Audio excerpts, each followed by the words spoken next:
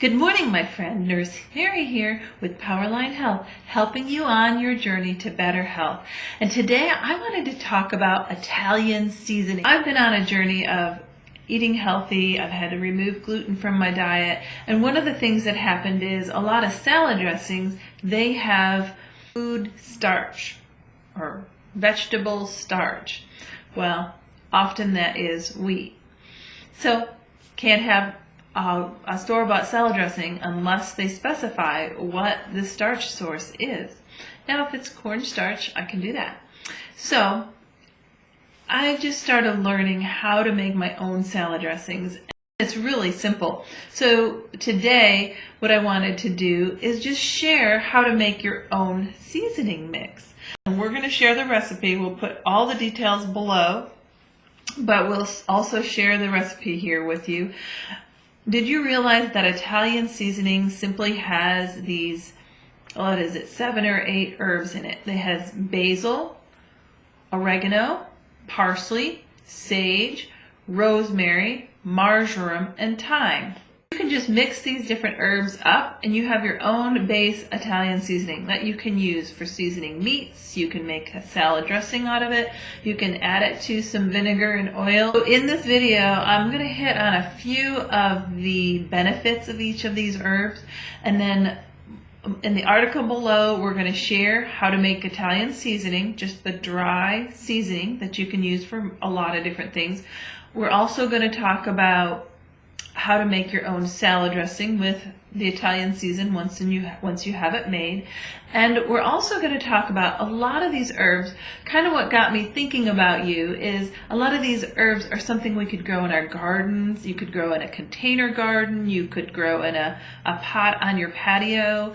So I bought most of these herbs and I'm going to grow them in my garden this year. And I almost always grow a basil.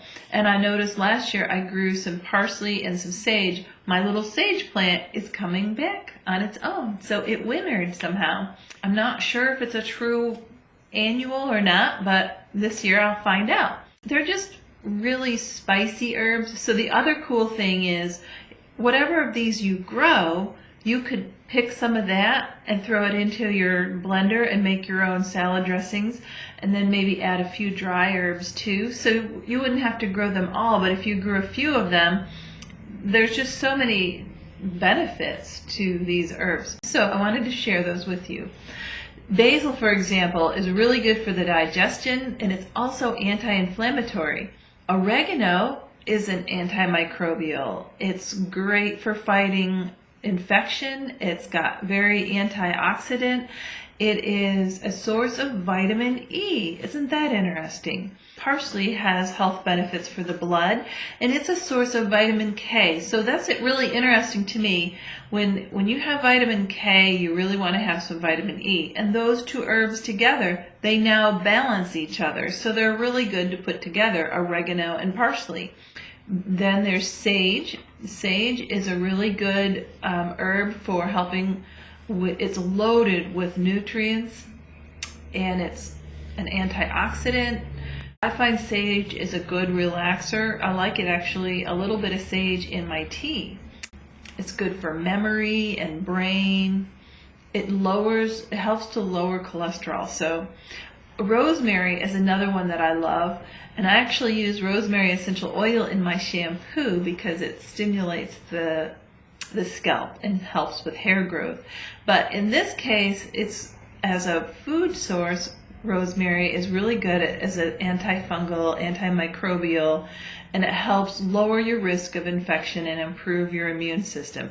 And really, through all of this craziness these days, isn't that what we want, is an improve our immune system? So anything we can do or take or make that has some antioxidant properties to kill all those free radicals in our body and allow our body to clean up and get that balance back, those are the kinds of things we really want to add to our life.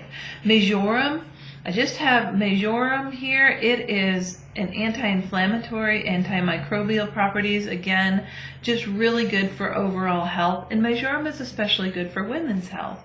And then thyme. Thyme has a lot of minerals in it, and I was surprised by that.